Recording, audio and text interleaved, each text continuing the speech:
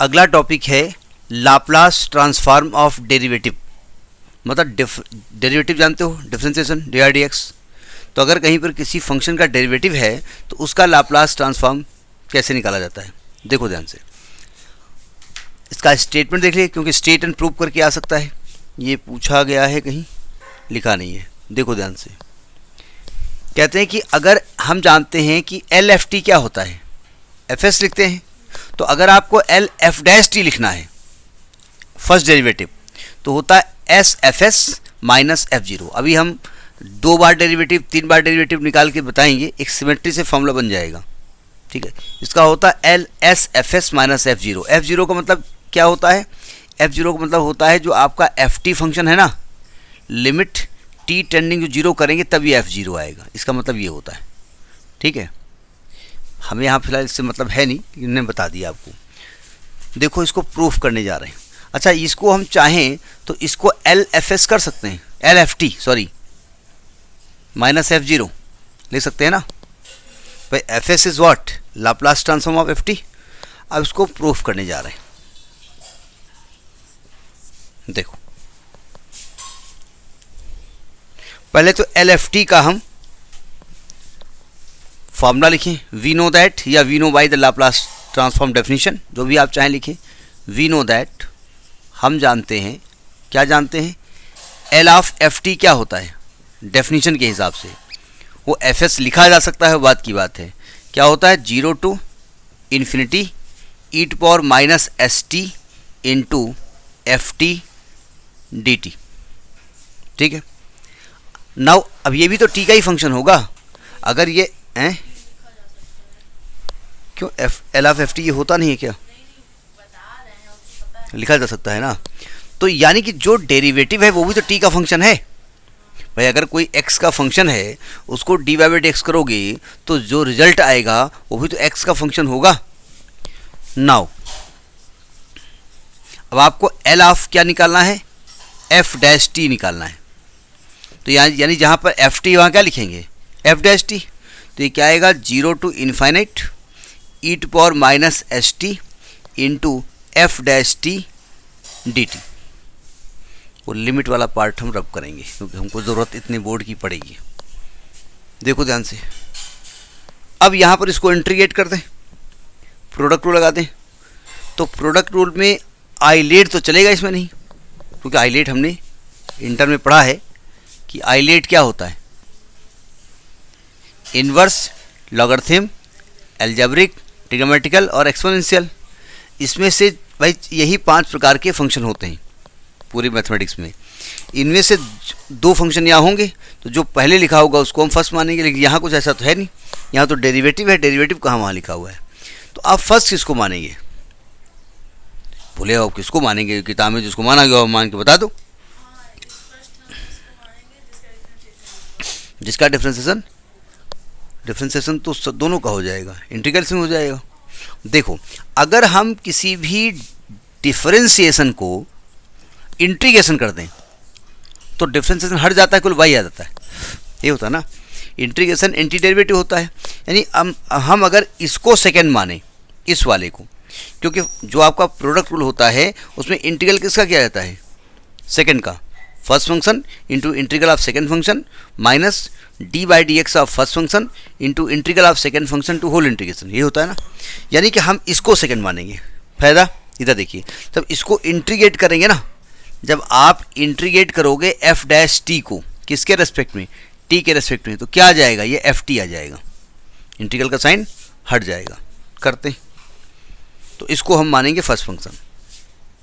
देखो सावधान, first function e⁻ direct करूँगा माइनस ST इंटू, इसको इंटीग्रेट करिए तो F' को इंटीग्रेट करेंगे क्या आएगा, FT आ जाएगा ना, नहीं आ जाएगा।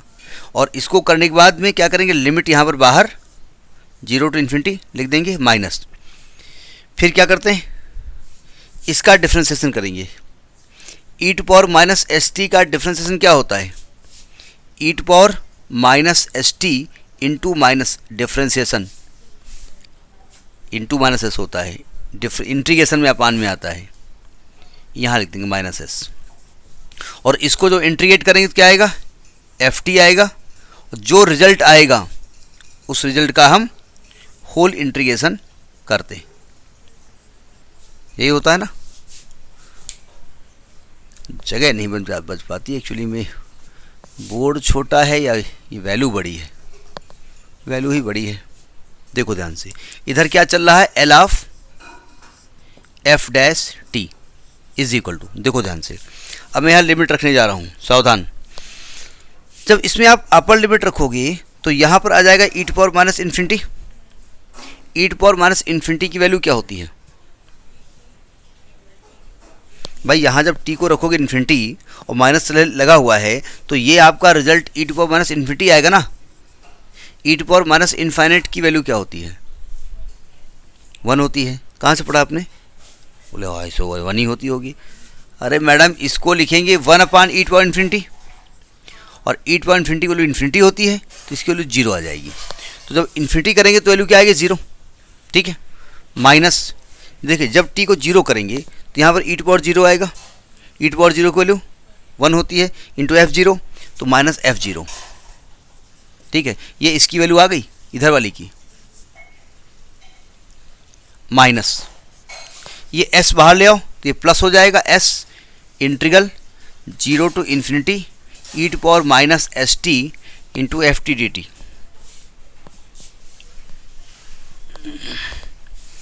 Into F T D T. समझ में आ रही बात, नहीं आ रही है बोले आप लिखे रहो समझने वाली बात ना करिए। हमारा एक टीचर कहीं थे, वो कहीं पढ़ाने जाते थे किसी 8th क्लास स्टूडेंट को, 8th या 9th, उसके अभी नंबर कम आए थे, तो उन्होंने कहा तुम पढ़ते नहीं हो, बोले ऐसा है मैं सब आप पढ़ाने आते हो, आप पढ़ाओ केवल, हमारे नंबर कितने आ रहे हैं उसकी आपको चिंता करने की जरूरत नहीं है, आपको फीस दी जाती है पढ़ाने के लिए। बेचारे खिसिया गए। देखो ध्यान से, ये माइनस का F0 है, प्लस का S, इसको पहचानते हैं आप, कहीं देखा है कहीं किसी हैं? नहीं, ये क्या लिखा है क्वेश्चन में, कहाँ है लिखा है, ये क्या है, ये Fs है, ये actually Laplace transform of F T है ना, जिसको Fs लिखते हैं। तो हम इसको बाद में कह दे रहे हैं S Fs माइनस F0, ये आपका फर्स्ट डेरिवेटिव हो गया f डैश टी।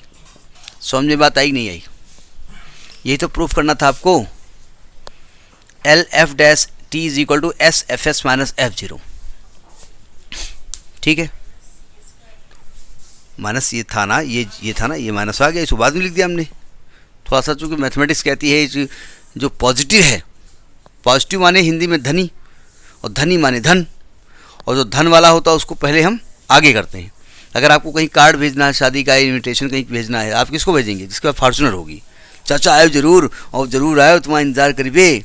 और जिनके पास साइकिल होगी हाय मतलब 15 तारीख कितने बजे बाद में बता दे बे, पता चला वो आए बेचारे शाम तक, बोले तो सुबह था, ठीक है। अब आ ही गए हो तो चाय नाश्ता करके जाओ। समझ में आ गई बात, नहीं आ गई? अब जरा देखिए, ये तो हमारा प्रूफ हो गया, लेकिन इससे थोड़ा सा हम एक जनरल फार्मूला बनाने जा रहे हैं। क्या हमने किया है, एल ऑफ फर्स्ट डेरिवेटिव निकालना है is equal to S F S minus F0। अब मान लिया आपको लाप्लास ऑफ सेकेंड डेरिवेटिव चाहिए, तब क्या करेंगे आप, लाप्लास ऑफ सेकेंड डेरिवेटिव, इसको पहले पहचानने की कोशिश करो। जब फर्स्ट डेरिवेटिव किया तो यहाँ पर s की पावर 1 आई और यहाँ s की पावर 0 आई, पहले ये पहचानिएगा।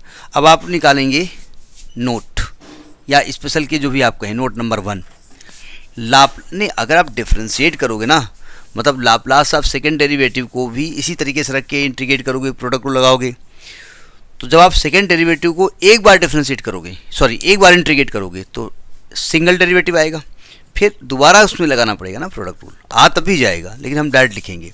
अब आपको L of F double dash T चाहिए, तो या तो प्रोसीजर से निकाल लो इसको जैसे इसमें हमने लगाया था, या डायरेक्ट फॉर्मूला बना लेते हैं। देखो ध्यान से,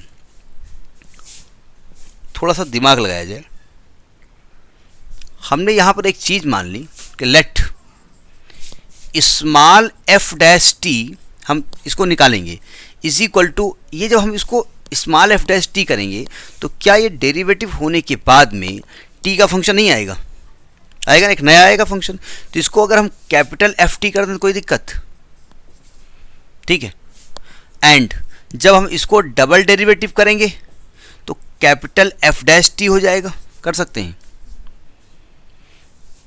तो यानी कि मैं अगर यहाँ एक चीज़ करूँ, L of F double dash को हम कैपिटल एफ डैश टी लिख सकते हैं, कोई दिक्कत। कैपिटल एफ डैश का मतलब वही है आपका F double dash, capital F लिख रहा हूँ। इसको खोलिए, क्या होता है फॉर्मूला, फॉर्मूला देखिए क्या हमने प्रूव किया है हमने। नहीं, आप एफ एस नहीं लिखेंगे, जो पहले प्रोसेस बताया था हमने, S L of F T, capital F T, L of capital F T और माइनस कैपिटल एफ ज़ीरो।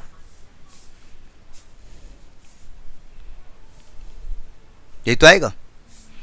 अच्छा ये बताइए यार, यहाँ देखिए, अगर मैं टी को जीरो कर दूँ तो क्या एफ डैश जीरो बराबर कैपिटल एफ जीरो नहीं हो जाएगा? यानी कैपिटल एफ जीरो को हम एफ डैश जीरो लिख सकते हैं ना। अब ज़रा देखिए ध्यान से, S L of capital F T का मतलब क्या होता है, एफ डैश टी,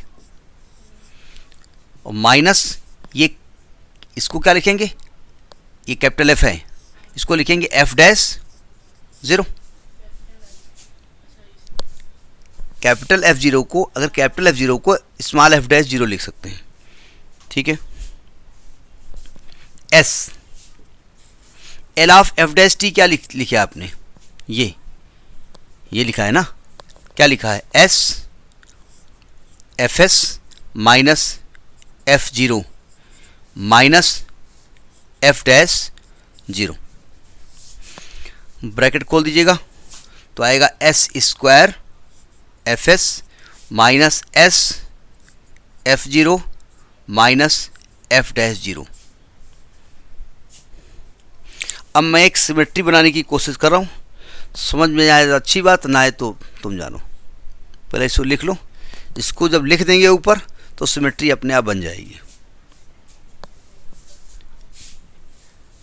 एक लाइन तो हम रब कर सकते हैं ना, यानी आपने यहाँ क्या लिखा, L of F double dash T is equal to S square F S minus S F zero minus F dash zero. अब मैं यहाँ पर सिमेट्री बनाने जा रहा हूँ, क्योंकि अब तिबारा डिफरेंशिएट करने के लिए हम प्रोसेस अप्लाई नहीं करेंगे, नहीं रब करेंगे। राइटिंग थोड़ा गंदी है तो लिखिएगा हिसाब से हमने लिखा क्या है। अब मैं लाप्लास निकालने जा रहा हूँ एफ ट्रिपल डैश टी का। अब सिमेट्री पकड़ में आपको आ जाएगी। देखो, जब आपने सिंगल डेरिवेटिव का निकाला तो यहाँ एस था, एस की पावर वन थी, फिर एस की पावर जीरो थी, यानी गायब थी, समझिएगा। जब दो बार का किया तो एस स्क्वायर था, फिर एस था, फिर एस गायब था, जीरो था, यानी पावर टू थी, पावर वन थी, पावर ज़ीरो थी। यानी कि यहाँ पर अगर हम करेंगे तो एस की पावर तीन आएगी, फिर एस की पावर दो आएगी, फिर एस आएगा, फिर एस गायब हो जाएगा, एस पावर जीरो आ जाएगी। पकड़ में आएगी बात। इसके साथ क्या लिखेंगे, एफ एस लिखेंगे, फिर आप एफ जीरो करेंगे, माइनस लगाएंगे, फिर आप एफ डैश जीरो करेंगे, फिर आप एफ डबल डैश जीरो करेंगे, मतलब F zero F dash zero F double dash zero आगे बढ़ेगा, ठीक है। तो यहाँ क्या लिखेंगे, एस क्यूब के साथ एफ एस लिखेंगे, ये लिख दिया। फिर माइनस का एस की एक पावर कम कर दीजिए, क्या हो जाएगा, एस स्क्वायर, यहाँ पर एफ जीरो कर दीजिए, एफ जीरो हो गया। फिर एस की एक पावर और कम करिए, माइनस एस, फिर एक बार डेरिवेटिव करिए जीरो पर, फिर माइनस एस गायब हो जाएगा, इसको डबल डेरिवेटिव कर दीजिए। आप सिमेट्री पकड़ में आई। पहले एस तीन बार डेरिवेटिव था, एस क्यूब के साथ एफ एस हो गया, फिर एस की पावर कम करो, फिर एफ जीरो और कम करो, फिर एक बार डेरिवेटिव, फिर और कम करो, फिर एक बार और डेरिवेटिव, ठीक। एक और लिखे दे रहे हैं, हाँ ये हम रुके हैं, वो तो लिखा ही हुआ है बोर्ड पे। मतलब बाई सिमेट्री आपको यहाँ पहुँचना पड़ेगा। जैसे आपको करना है L of F four T, ऐसे लिखेंगे, ब्रैकेट में लिखा जाता है, ठीक है। देखो ध्यान से, सबसे पहले एस की पावर क्या आएगी, 4 आएगी, उसके साथ एफ एस आएगा, इसकी बात कर रहा हूँ।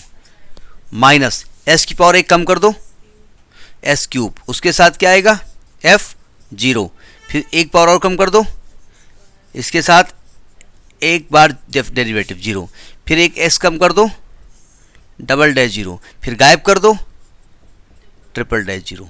अब पकड़ में आई बात? और लिखें एक बार। नहीं ऐसा नहीं आएंगे, ऐसा नहीं है कि ऐसा नहीं आएंगे, ठीक है।